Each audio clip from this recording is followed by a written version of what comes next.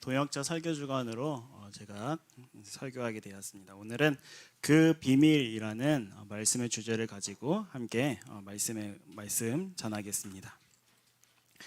오늘 본문은 에베소서 3장 1절에서 13절 말씀인데 먼저 1절에서 2절 말씀 함께 보겠습니다. 그러므로 이방 사람 여러분을 위하여 그리스도 예수의 일로 갇힌 몸이 된 나 바울이 말합니다. 하나님께서 여러분을 위하여 일하도록 나에게 이 직분을 은혜로 주셨다는 것을 여러분은 이미 들었을 줄 압니다. 아멘. 바울은 이 3장 서두에 하나님께서 자신을 이방인을 위하여 보내신 사도임을 밝히고 있습니다. 그와 동시에 바울은 그리스도 예수의 일로 갇힌 몸이라고 말하고 있습니다.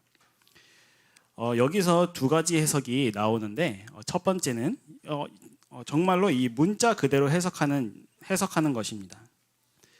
이 복음을 위하여 이 복음을 전하는 바울을 시샘하고 반대하는 자들로 하여금 현재 이 바울은 로마 감옥에 갇히고 있는 상황입니다. 그래서 실제로 갇혀 있는 중에 이 에베소 교회를 향해 편지를 쓰고 있는 상황입니다. 그래서 말 그대로 바울은 이 옥중에 갇혀 있는 상태라 해석할 수 있겠고요. 두 번째는 은유적으로 해석합니다. 이 예수 그리스도에게 사로잡힌 이 복음에 사로잡힌 자로서 복음을 전하는 자로서 살아가고 있는 상태를 해석할 수 있습니다. 이방인의 사도인 바울이 하나님의 뜻을 따라 이방인들에게 복음을 전하다가 그리스도의 이름 때문에 고난과 박해와 옥에 갇혀 있는 상황은 명백한 사실입니다. 이토록 자신의 사도성을 매번 증명해야 하고 온갖 박해와 고난과 모진 핍박을 받으면서까지 끝까지 이 복음을 위해 달려갈 수 있는 이 힘은 무엇일까요? 무엇이 그토록 그를 멈추지 못하게 하고 이러한 수많은 상황이 그를 공격할지라도 그는 기뻐하며 감사하며 하나님께 영광 올려드릴 수 있는 이 원동력이 무엇일까요? 본문은 이렇게 기록하고 있습니다. 3절에서 5절 말씀. 하나님께서는 나에게 그 비밀을 계시로 알려주셨습니다. 그것은 내가 이미 간략하게 적은 바와 같습니다. 여러분이 그것을 읽어보면 내가 그리스도의 비밀을 어떻게 이해하고 있는지를 알게 될 것입니다. 지나간 다른 세대에서는 하나님께서 그 비밀을 사람의 아들들에게 알려주지 않으셨는데 지금은 그분의 거룩한 사도들과 예언자들에게 성령으로 계시하여 주셨습니다. 아멘. 이 바울이 이러한 모진 고난과 역경의 상황 속에서도 흔들리지 않고 앞으로 전진할 수 있는 그 원동력은 바로 하나님께서 바울에게 알려주신 그 비밀이 있기 때문입니다. 그 비밀이 바로 바울의 힘이요 바울의 원동력이었습니다. 그리고 이 비밀은 바울에게만 국한되어 있는 비밀이 아니라 또 바울만 깨달을 수 있는 또 그 특정 한 사람만 깨달을 수 있는 것이 아니라 바울은 누구든 그것을 읽어보면 바울이 깨달았던 그 수준, 그리스도의 그 비밀을 이해할 수 있게 된다고 말하고 있습니다. 그리고 원래 이 비밀은 이 단어처럼 원래 감추어져 있었던 것입니다. 지나간 다른 세대는 구약시대 사람들을 의미합니다. 즉, 이 구약시대 사람들에게는 정말로 감춰져 있었고 모양으로만 또 그림자로만 녹뱀을 보며 또 유월절의 어린 양을 보면서 메시아를 그림자로 생각하고 알 수 있었던 것입니다. 그런데 골로새서 1장 26절 말씀처럼 이 비밀은 영원전부터 모든 세대에게 감추어져 있었는데 지금은 그 성도들에게 드러났습니다. 아멘. 그 비밀, 이 삼위일체 하나님께서 영원전부터 이 일을 계획하시고 작정하시고 하나님을 믿는 구약 백성에게 모양으로나마 보여주셨지만 이제는 2000년 전 예수 그리스도께서 이 땅 가운데 오심으로 그 비밀이 밝히 드러났습니다. 5절 하반부 말씀처럼 그 비밀은 이제 더 이상 감추어진 비밀이 아니라 우리 모두에게, 성도라 말할 수 있는 우리 모두에게 밝히 드러난 비밀이라고 말하고 있습니다. 그 비밀이 무엇입니까? 그토록 그리스도인들을 감격하게 하며 그토록 그리스도인들의 전부를 내어드려도 아깝지 않는 그 비밀. 궁금하십니까? 바로 6절 말씀에 그 비밀의 내용은즉 이방 사람들이 복음을 통하여 그리스도 예수 안에서 유대인 사람들과 공동 상속자가 되고 함께 한 몸이 되고 약속을 함께 가지는 자가 되는 것입니다. 아멘. 할렐루야. 예수 그리스도께서 이루신 이 십자가 복음이 바로 그 비밀이었습니다. 하나님의 구원이 이제는 이 하나님의 선민이라고 말했던 이스라엘 백성뿐만 아니라 이방인, 바로 우리들도 예수 그리스도를 믿는 자마다 모두 구원의 길을 열어주신 것입니다. 예수 그리스도로 인해 유대인과 이방인들의 막힌 그 담을 허무시고 이제는 유대인과 이방인들을 연합시켜서 하나의 교회로 세워주셨습니다. 이제는 유대인만 하나님의 언약 백성이 된 것이 아니라 우리가 찬양했듯이 우리는 주님의 백성, 그 누구나 예수님을 믿는 누구나 하나님의 자녀가 되는 특권을 누리게 되었습니다. 그리고 이 특권은 그리스도 안에서 차별이 없습니다. 오늘 이 기쁜 복음의 소식을 들었을 때 우리의 반응은 어떻습니까? 정말 우리의 영혼에서, 우리의 마음에서 벅차오르는 감격과 감사로 하나님 앞에 나아가고 계십니까?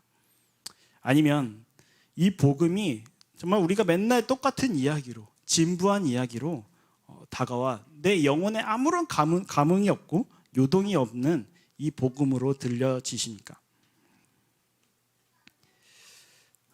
이 복음은요, 하나님이신 예수님께서 죄인의 몸을 입고 이 땅 가운데 오셔서 우리의 죄를 대속하시려 십자가에 죽으시고 우리를 위하여 다시 살리신 하나님의 사랑 그 자체입니다.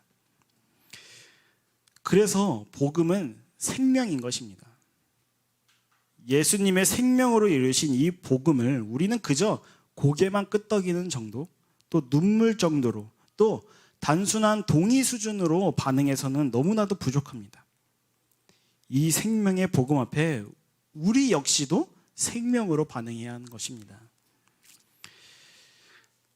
성경이 된 사람들인 우리는 이 예수 그리스도의 십자가 복음 앞에 생명으로 반응해야 하는 것이 마땅합니다. 바울 역시도 이 예수 그리스도께 갇힌 자 되어 생명으로 반응하기에 이러한 고난이, 이러한 옥의 갇힘이 자신에게 유익이라며 담대하게 나을 수 있는 힘을 얻게 되는 것입니다. 그래서 바울은 이렇게 고백합니다. 7절에서 10절 말씀. 나는 이 복음을 섬기는 일꾼이 되었습니다. 내가 이렇게 된 것은 하나님께서 그분의 능력이 작용하는 대로 나에게 주신 그분의 은혜의 선물에 따른 것입니다. 하나님께서 모든 성도 가운데서 지극히 작은 자보다 더 작은 나에게 이 은혜를 주셔서 그리스도의 헤아릴 수 없는 부유함을 이방 사람들에게 전하게 하시고 만물을 창조하신 하나님 안에 영원전부터 감춰져 있는 비밀의 계획이 무엇인지를 모두에게 밝히게 하셨습니다. 그것은 이제 교회를 통하여 하늘에 있는 통치자들과 권세자들에게 하나님의 각가지 지혜를 알리시려는 것입니다. 아멘. 바울은 복음을 섬기는 일꾼이 된 것이 자신의 스펙이나 자신의 능력이나 자신의 어떠한 조건으로 이 일을 감당하고 있다고 말하지 않습니다. 그는 겸손히 자기 자신을 낮추고 이 일을 행하게 하시는 분은 내가 아니라 주님의 은혜임을 고백하고 있습니다. 이 표현이 바로 저희 공동체가 사용하고 있는 주님이 하십니다, 주님만 기대합니다, 주님이 하셨습니다 라고 볼 수 있는 것입니다. 그러기에 복음의 증인으로 살아간다는 것은 믿음이 없이는 살아갈 수 없는 삶입니다. 왜냐하면 우리의 존재는 여전히 패역하고 여전히 죄에 길들여져 있기 때문에 우리의 생각과 마음과 우리의 단순한 선택들은 모두 익숙한 것을 따라가게 됩니다. 그 익숙한 것은 바로 죄의 길입니다. 그렇기 때문에 이 복음의 증인으로 살아간다는 것은 우리의 힘으로는 절대로 살아갈 수 없습니다. 그리고 우리의 능력, 우리의 어떤 조건, 우리의 어떤 스펙으로는 절대로 이 길을 살아갈 수 없습니다. 그러나 우리를 복음의 증인으로 살아가게 하시는 힘, 우리가 거룩하게 살아갈 수 있는 그 힘, 그 힘은 바로 우리에게 있지 않고 바로 그 힘은 하나님께서 주시는 힘인 것입니다. 저도 바울의 고백처럼 때론 내가 왜 전도사일까? 회의감에 들 때가 있습니다. 또 나보다 더 신실하신 성도님들을 보면서 너무 부족하고 작게만 느껴질 때가 있습니다. 그리고 저 또한 설교를 준비하고 있는 이 자리 설교를 하는 내내 내 안에 수많은 속임들이 들립니다. 어제 한 일을 내가 아는데 네가 무슨 설교를 해? 네가 무슨 말씀을 전하? 너부터 잘 살아. 라는 수많은 속임들이 제 안에 요동칩니다. 그런데 8절 말씀을 묵상하며 저뿐만 아니라 이 바울 역시도 수많은 속임이 있을지도 모르겠다는 묵상을 하게 되었습니다. 그리고 바울의 이러한 고백은 그냥 인사치레 멋있어 보이려고 겸손한 척 하는 것이 아니라 다른 구절에서도 이런 바울의 고백이 나오는데 고린도전서 15장 9절 말씀, 나는 사도 중에 가장 작은 자라. 나는 하나님의 교회를 박해하였으므로 사도라 칭함받기를 감당하지 못할 자니라. 디모데전서 1장 15절 말씀, mit보다 모든 사람이 받을 만한 이 말이여. 그리스도 예수께서 죄인을 구하시려고 세상에 임하셨다 하였도다. 죄인 중에 내가 괴순이라. 바울의 배경을 보면 이 사울 시절에 그는 예수 그리스도를 믿는 자들을 박해한 장본인이 바로 이 바울입니다. 그 역시도 자신을 이방인의 사도라고 말하면서 그 복음을 전할 때마다 얼마나 사탄이 그를 공격했을지 묵상이 됩니다. 그런데 여러분, 한 가지 기억해야 할 것은 계속 말씀드렸듯이 이것은 속임입니다. 방금 본 고린도전서 15장 9절 말씀에 바울이 이렇게 고백했지만 10절 말씀에는 그러나 내가 나된 것은 하나님의 은혜로 된 것이니 내게 주신 그의 은혜가 헛되지 아니하여 내가 모든 사도보다 더 많이 수고하였으나 내가 한 것이 아니요 오직 나와 함께 하신 하나님의 은혜로다. 아멘. 여러분, 여러분의 삶의 자리에서 어쩌면 누군가의 공격을 받을지도 모릅니다. 또 여러분의 삶의 자리에서 너가 어떻게 그리스도인이야? 너부터 잘 살아라는 공격을 받을지도 모릅니다. 하지만 우리가 속지 말아야 할 것은 이 모든 걸음, 이 모든 삶에 우리의 어떤 힘과 노력이 아니라 하나님의 은혜임을 기억해야 하는 것입니다. 내 어떤 조건도, 내 어떤 스펙도, 내 어떤 경험도 중요한 것이 아니라 우리는 하나님의 은혜로 살아가고 있는 자들임을 기억해야 합니다. 그래서 우리가 찬양했던 고백처럼 예배합니다. 우리는 예배할 수 없는 자이지만 주님의 은혜로 이 자리에 있는 것도, 우리가 모두 예배당에서 하나님께 예배하는 것도 우리의 어떤 자격이 되어서가 아닌, 또 우리가 어떤 특별한 존재가 되어서가 아니라 모두 다 주님의 은혜라는 것을 기억하시기 바랍니다. 그래도 그 은혜를 깨달았다면 우리는 이제 실제된 삶을 살아내야 합니다. 복음의 증인인데요, 매 순간 주님께서 공급하시는 이 헤아릴 수 없는 부유함, 그 복음을, 이 부유함을, 이 풍요로움을 나의 가족, 나의 주변 사람들에게 이제 증거할 때가 온 것입니다. 이 비밀을 들은 자의 자연스러운 반응은 바로 이 비밀을 다른 사람들에게 전하고 싶은 마음이 드는 것이 자연스러운 반응입니다. 이런 걸 입이 간질간질하다고 표현하기도 합니다.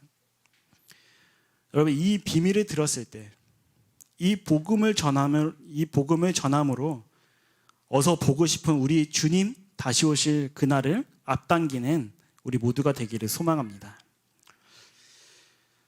11절에서 12절 말씀. 이 일은 하나님께서 우리 주 그리스도 예수 안에서 성취하신 영원한 뜻을 따른 것입니다. 우리는 그리스도를 믿음으로써 그분 안에서 확신을 가지고 담대하게 하나님께 나아갑니다. 아멘.